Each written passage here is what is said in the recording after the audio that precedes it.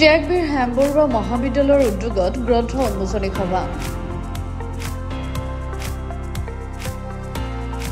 সাংবাদিক নিবন্ধকাৰ কবিৰ শইকীয়াৰ জামুগুৰিহাটৰ অধুনালুপ্ত বাঘভেটা সংস্কৃতিৰ শিপা বিচাৰি শীৰ্ষক গ্ৰন্থৰ শুভ উন্মোচন। ত্যাগবীৰ হেমবৰুৱা মহাবিদ্যালয় সন্মিলন কক্ষত এক গাম্ভীৰ্যপূৰ্ণ অনুষ্ঠানত কবিৰ শইকীয়াৰ জামুগুৰিহাটৰ অধুনালুপ্ত বাঘভেটা সংস্কৃতিৰ শিপা বিচাৰি শীৰ্ষক এখন গ্ৰন্থ উন্মোচন কৰা হয়। জামুগুৰিহাটৰ ঐতিহ্যমণ্ডিত বাৰেই চহৰীয়া ভাওনা সমিতিৰ সভাপতি ভৱ গোস্বামীৰ সঞ্চালনাত অনুষ্ঠিত হোৱা এই গ্ৰন্থ উন্মোচনী সভাত কেইবাগৰাকী বিশিষ্ট ব্যক্তি উপস্থিত থাকে।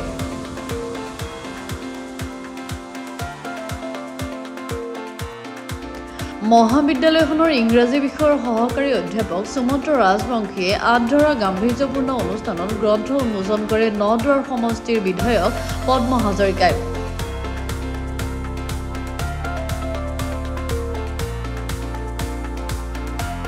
সভাত উন্মোচক হিচাপে উপস্থিত থকা বিধায়ক পদ্ম হাজৰিকাৰ লগতে উপস্থিত বিশিষ্ট নাগৰিকসকলে বিলুপ্ত হোৱা ঐতিহাসিক বাঘভেটা সন্দৰ্ভত বিশদ বিৱৰণ আগবঢ়ায়।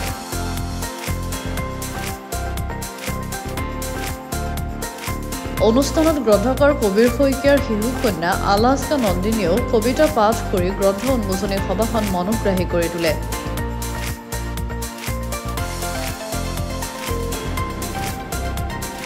সাৰুৱা ভূমি জামুগুৰিহাটৰ যি ঐতিহ্য এইটো সমগ্ৰ বিশ্ব দৰবাৰতে এতিয়া জিলিকিছে। বিশেষকৈ জামুগুৰিহাটৰ চিনাকিটো আমি প্ৰথম গম পাওঁ যে বাৰেচহৰীয়া ভাওনা, এইটোতো সমগ্ৰ বিশ্বতে জনাজাত। কিন্তু ইয়াতকৈও এটা ডাঙৰ সংস্কৃতি আছিলে প্ৰথম অৱস্থাত। এইটো অকল অসমৰ আমাৰ জামুগুৰিহাট আৰু কলিয়াবৰ এই দুটা ঠাইত গঢ়ি উঠিছিলে। এইটো হৈছে জামুগুৰিহাটৰ বাঘভেটা সংস্কৃতি।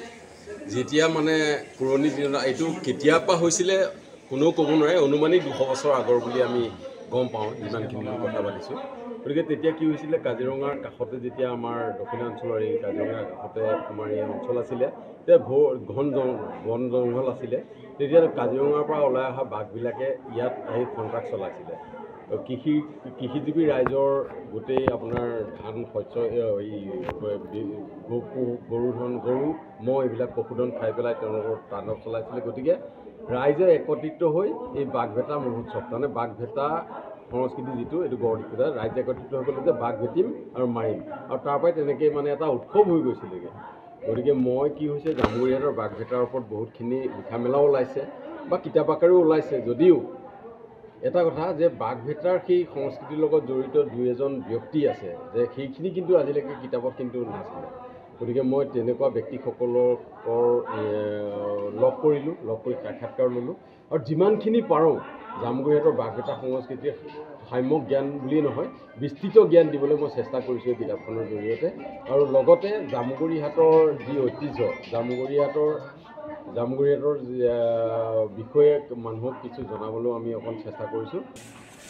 কবিৰ শইকীয়াৰ বাঘভেটা সংস্কৃতিৰ এই গ্ৰন্থখনৰ উন্মোচনী সভাত উন্মোচক হিচাপে থাকি মই আনন্দিত। সেইকাৰণে যে আমাৰ সমষ্টিৰ প্ৰাণ জামুগুৰি বাৰেচহৰীয়া ভাওনা গৌৰৱৰে গৌৰৱান্বিত, বৰপুখুৰীৰ পাৰৰ বিহুমেলা আৰু বাঘভেটা এই সংস্কৃতিৰ কাৰণে জামুগুৰিত প্ৰায় মানুহেই জানে।